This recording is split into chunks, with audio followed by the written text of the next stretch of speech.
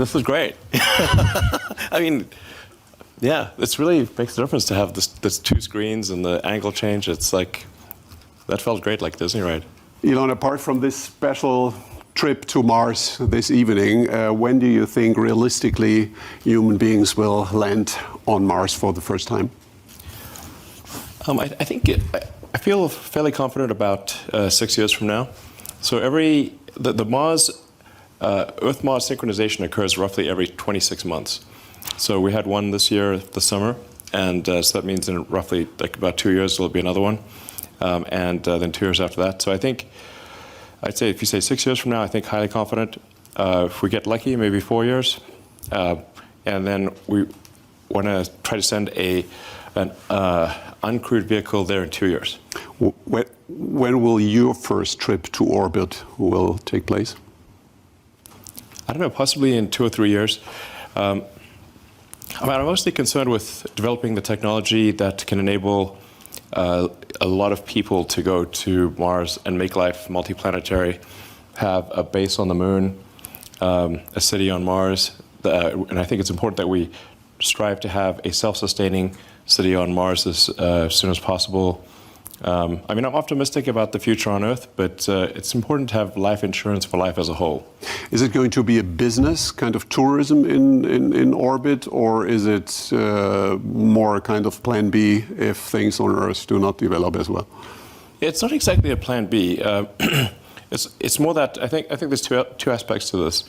One is that we want to have a future that is inspiring and exciting. And what are the things that you find inspiring and exciting about the future? And I think a future where we are a spacefaring civilization and out there among the stars, I think every kid gets excited about that. You don't even need to teach them. They just get it. It's like instinctive. And so it's very important for us to have reasons to be excited about life. Like when you wake up in the morning, it can't just be about problems. It's okay. I know everyone in this room deals with a lot of tough problems, but it's got to be more than that. So, I think a future where you can say, hey, even if it's not you, there's going to be people out there. We can have a base on the moon. We're going to have a city on Mars. Maybe go further, moons of Jupiter and everything. I think that's a very exciting future, and I think most people do. And you seriously want to be buried on Mars? Just not on impact. Yeah. If you're going to... Listen, we're all going to die someday. So if you're going to die someday, I'm like, okay, do you want to be buried on Mars or Earth? I'm like, Mars sounds cool. Born on Earth, die on Mars. That's, if you've got the choice. 2 years ago, I had a conversation with Jack Ma, and we spoke about Jeff Bezos' plans with regard to orbit. And he said, well, let's Jeff Bezos take care for the orbit, I take care for the Earth. You seem to take care for both? Yeah, basically, Tesla is about trying to make sure things are good for the future on Earth. And then SpaceX is about good future beyond Earth, basically. And so obviously we have to have sustainable energy, both consumption and production of energy. So like Tesla does solar panels and batteries. I think that's one of the key ways to have sustainable energy generation. And also the batteries are useful for wind power. So, and then you need to consume it you consume the electricity, so electric vehicles. I think I look at these things like say, okay, if you look back from the future and say, what's the fundamental good of Tesla? I would say it's probably should be assessed as by how many years did Tesla accelerate the advent of sustainable energy? I would measure the goodness of Tesla in that way. And then for SpaceX, it's like, okay, to what degree did we improve the probability of humanity being a spacefaring civilization? I remember very well the year 2014 when we were hosting the Gold Steering Wheel here at Axel Springer, and you got the award for Lifetime Achievement. And I was sitting in the first row with the then very successful and famous CEO of a very big German car company, and I asked him while you were on stage, isn't this guy dangerous for you? I mean, this looks really serious. He said, oh no, don't worry. First of all, the whole idea of electric driving, it's never going to be a mass market. Sure. Second, these guys, heard that a lot. These guys in Silicon Valley, they have no clue about engineering, about building really beautiful and great cars, so we don't have to worry. By then, Tesla's market cap was 23 billion. Today it's 536 billion US dollars. The market cap of VW then was 86, and today it's 77. And you are with Tesla 2.5 times bigger than BMW, VW, and Daimler. I even said the stock is too high. I mean, what am I supposed to do? You know, like, have you ever considered to buy? The stock is too high a long time, like when it was like at $800 pre-split. And they don't listen to me, but you know, I tell you, and the SEC complained again. I mean, like, you know. Is it a serious option to buy one of the incumbents, one of the big car companies for you? Well, I think we're definitely not going to launch a hostile takeover. So I suppose if there was someone... But a friendly one. If somebody said, hey, we think it would be a good idea to merge with Tesla, we'd certainly have that conversation. But, you know, we don't want to, you know, be a hostile takeover sort of situation. Did you feel a lot of complacency these days that the incumbents then let you feel that you are, I mean, the kind of hopeless disruptor, but they know how to do it, or were they very polite and nice with you? Do you mean back then or no? Back then? Oh, no. Today everybody's super nice. I would not say they were super, no. Yeah, we were difficult to characterize their response as super nice. They used a lot of adjectives. I don't think any of them were positive. So, we really tried hard to convince a lot of companies. Honestly, I was in so many panels, but they generally were. Yeah, generally the sentiment that was expressed that you mentioned earlier, that was pretty much universal, especially. Back in, say, 2008 or 2007, like when we first unveiled the Roadster in 2007, yeah, I mean, it was just basically, they just said, well, you're basically a bunch of fools. Well, I mean, generally they would say, like, well, starting a car company is crazy, you're going to lose all your money. I was like, I think I probably will lose all my money, I agree. It wasn't like I thought it would be successful. I thought we had maybe a 10% chance of success. So then people would say, it's going to fail and you're going to lose everything. I was like, yeah, probably true. Yeah. What else is new? A couple of years ago, we saw each other in America, and a guy asks you on a panel when autonomous driving will be approved. And you said, I do not care so much when it's going to be approved. I care more when human beings in cars will be forbidden. And then the guy said, well, that's totally unrealistic. It's never going to happen in cars. People want to do something actively. And then you said, well, 100 years ago, nobody could imagine elevator without a lift boy. Today, nobody could imagine a lift with a lift boy. Yeah. So when is autonomous driving really going to happen, and when are you able to do it, and when is it going to be approved? Okay, just between us. Yeah, that's a very discreet circle here. Yeah.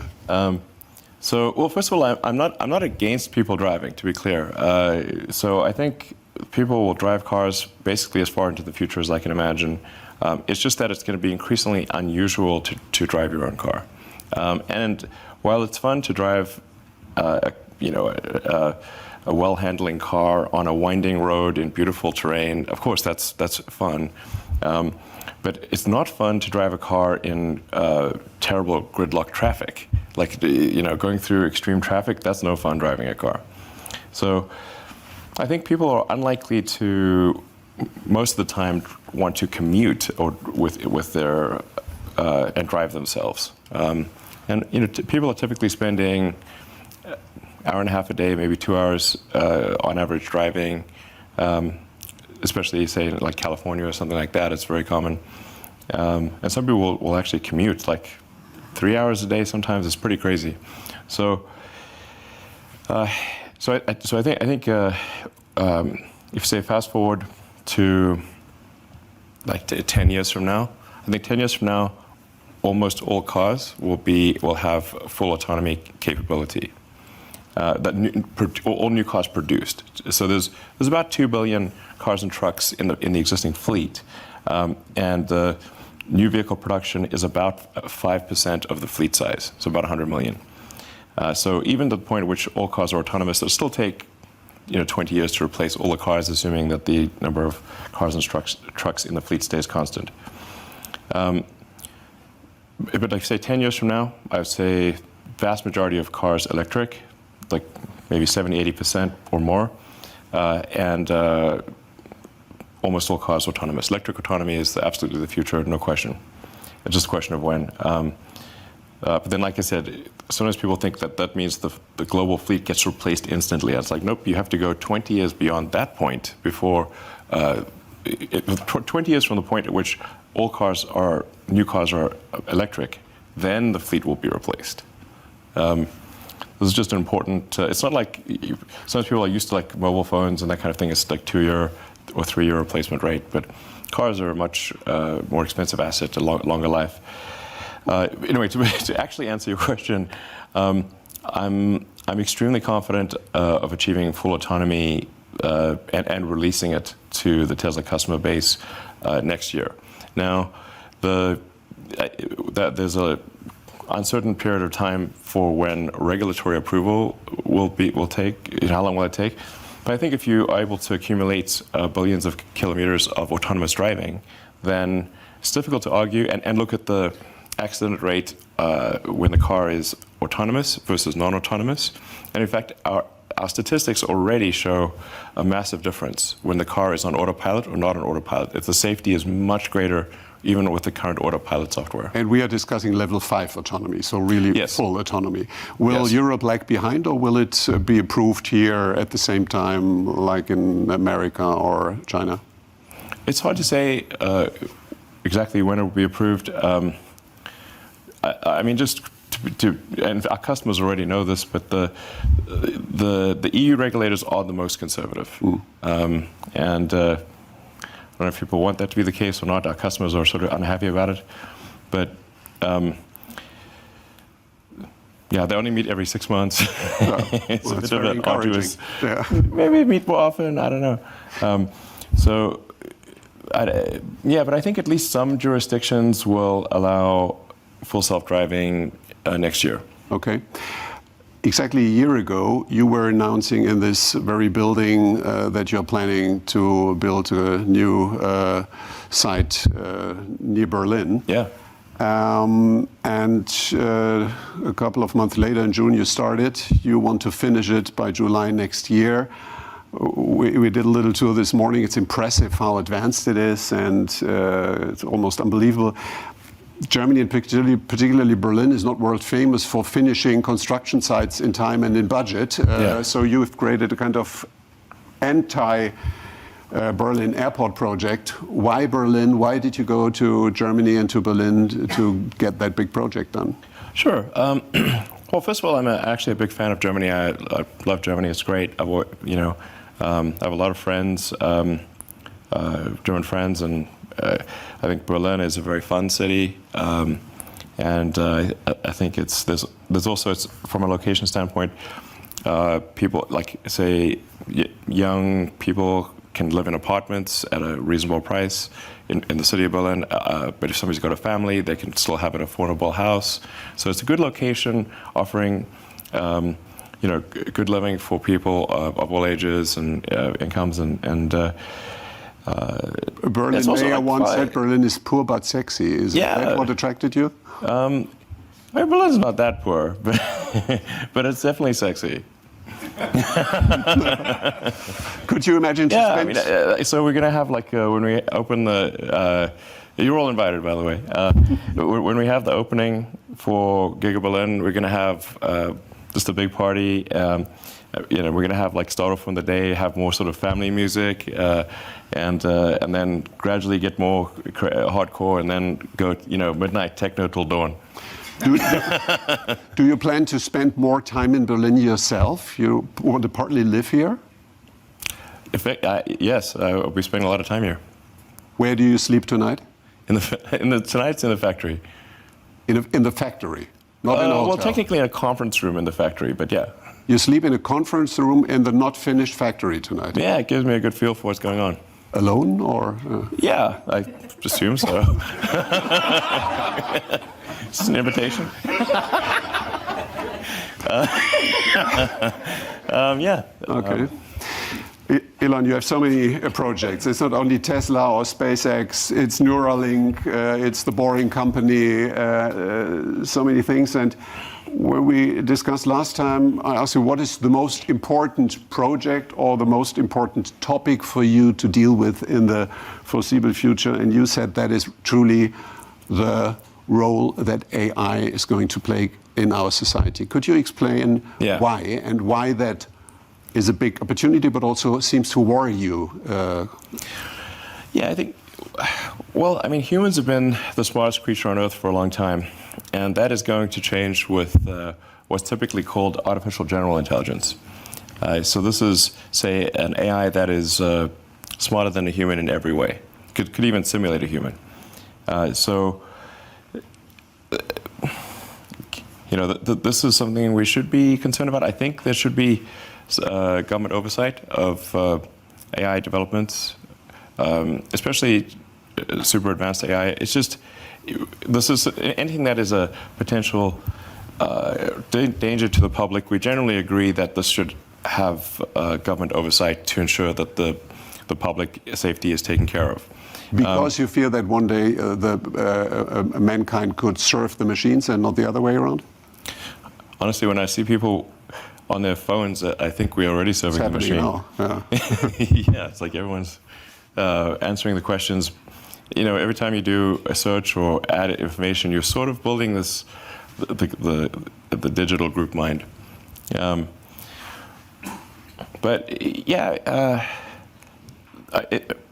The advent of artificial general intelligence is called the singularity for a reason, because just like a black hole, which is a singularity, it's difficult to predict what will happen.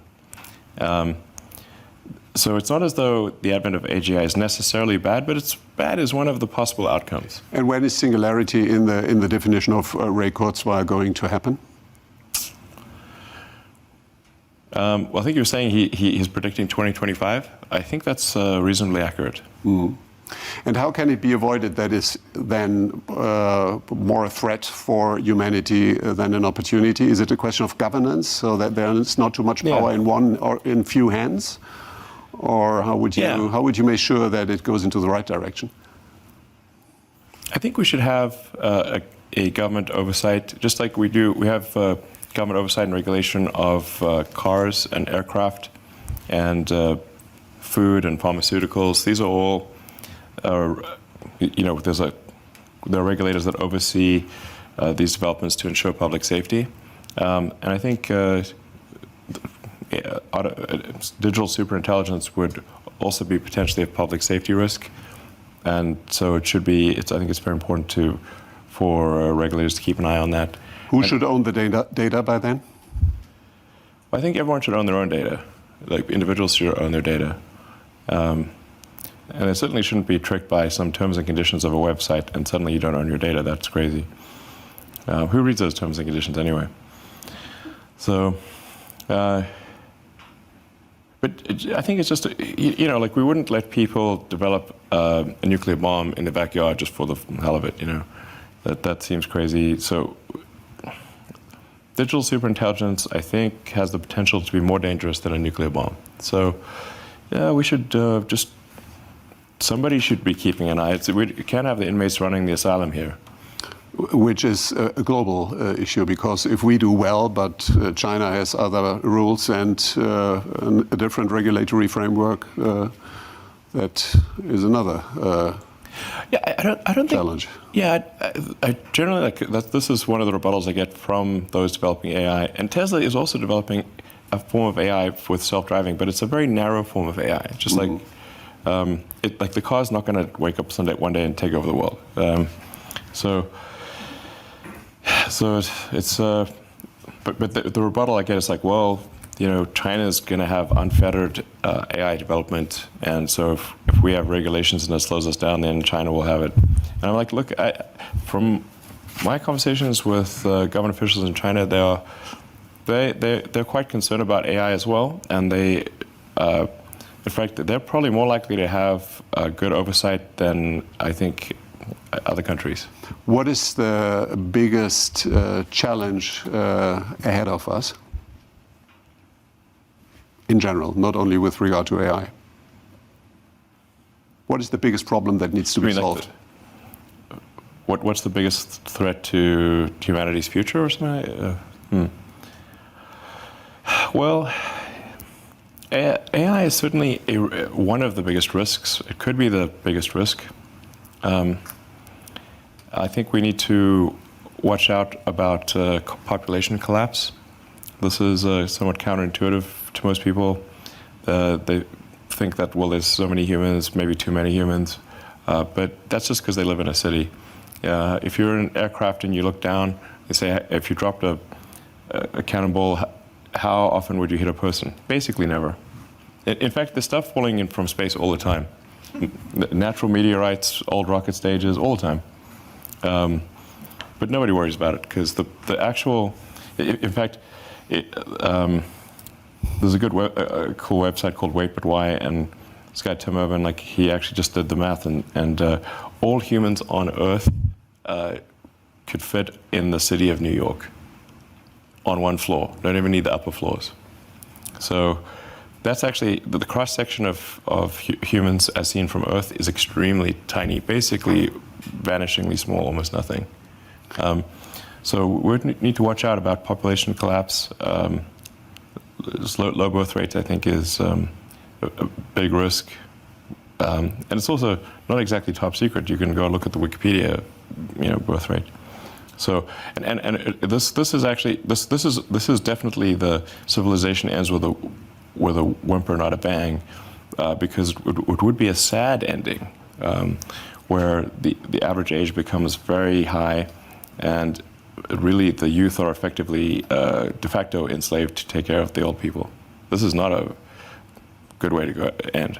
Do you have any new projects dealing with these topics that you've just addressed? Well, I'm trying to set a good example on the kid front. 6 kids. Yes. For now. How much time do you spend with them? I spend about as much time as they want to spend with me. So, would they? Yeah. I mean, they're not. Well, one's just a baby, and the others are 14 and 16, and teenagers don't usually want to hang out with their parents that much. We just had Thanksgiving weekend, so all the kids were over. So if they want to spend more time with me, I say, like, I actually ask them, are you sure we don't want to hang out more? And they're like, no. So I think it's probably the right amount then, since they don't want to hang out more. So I think we really should take this seriously, the population collapse, artificial intelligence. Obviously, sustainable energy is important. The faster we transition to sustainable energy, the less of a gamble we're taking with climate. And I think there's going to be a lot of breakthroughs on the medical front, particularly around synthetic mRNA. You can basically do anything with synthetic RNA, DNA. It's like a computer program. So, I think with effort, that's not too crazy. You could probably stop aging, reverse it if you want. You can basically do it. You can turn someone into a freaking butterfly if you want with the right DNA sequence. So, caterpillars do it. So, But your project Neuralink is in a way empowering human intelligence versus artificial intelligence. That's the purpose of it. Is that correct? Yeah. So Neuralink, in the short to medium term, Neuralink is really just going to help cure brain injuries, and brain and spine injuries. So it's like if somebody is in fact, our first implanted devices in humans will be for quadriplegics, tetraplegics, allowing them to control a computer or a phone just using their mind. So, like you can imagine, like if Stephen Hawking could just talk at normal speed or even faster than normal speed. Looking back for the last thousands of years, what is the most important invention of mankind so far? In the past 1,000 years, I guess it's millions. Oh, millions. Well, I think language, being able to talk and express concepts, and this is probably the biggest invention of humanity's language. It's an answer that we like very much in the publishing house. Absolutely. Writing is exactly just incredible. Writing really made a big difference. That guy Gutenberg, he really knew what he was doing. You have one thing in common with Nikola Tesla, that's a photographic memory. Is that only a gift or sometimes a burden because you memorize too much? I have a photographic memory in some respect. You can filter? For technical stuff, I have a very good memory. So, for a human, computers are much better at memory. Computers are really good at memory. Why is music so important for you? Techno music in particular? Well, it's pretty fun. I think it's, you want to, feel maximum human, And so I think when people have like sort of a rave and good music, it can be like, hey, maximum human, You want to really feel, it's like, what really gets you to feel, And I think that, having fun with friends and, just crazy dancing is fun. Perhaps your love for techno music is the secret reason why you are building big projects in Berlin. Honestly, it's a significant factor. Okay, Elon, last question. You celebrated your 30th birthday with a masked ball in Venice. 40th birthday, I was told you had a fight with a samurai sword fighter. What is your plan for your 50th birthday really next year? Scoop here. So my 40th birthday was in Venice. It was technically a post-apocalyptic masked ball. Because after the apocalypse, how much clothing do you really have? It's probably going to be a little ragged, a little burnt. No plans for the 50th? Yeah, 50th. The half-century party. I'll have to think of something. Usually go with some kind of crazy theme. The party where I ended up wrestling with the world champion sumo wrestler, which by the way also caused me to burst a disc in my neck. So, 5 minutes of glory for 5 years of pain. That really hurt. So that party was Victorian Japanese steampunk. So that was cool. I have to think of something for the half-century party. You have a little time to think. Hey, being on Earth for a half-century, that's like, hey, I'm still alive. Wow, cool. Okay, Elon, one very last question. When I asked you what is the meaning of life during a dinner, 42. You said after a while, well, probably this wonderful French cheese. Could you please explain? Well, I was just saying that you want to take a moment to appreciate things in life and the sensations. Food's incredible, and there's just so many good things that you can experience. Some of them cost nothing, really. Have a walk in nature or just a nice meal, and it's like, wow, that's pretty great, And we should take a moment to appreciate these little things, the big things, the things that move your heart. I think that's probably the meaning of life, as close a definition as I can think. Thank you very much, Elon. All right.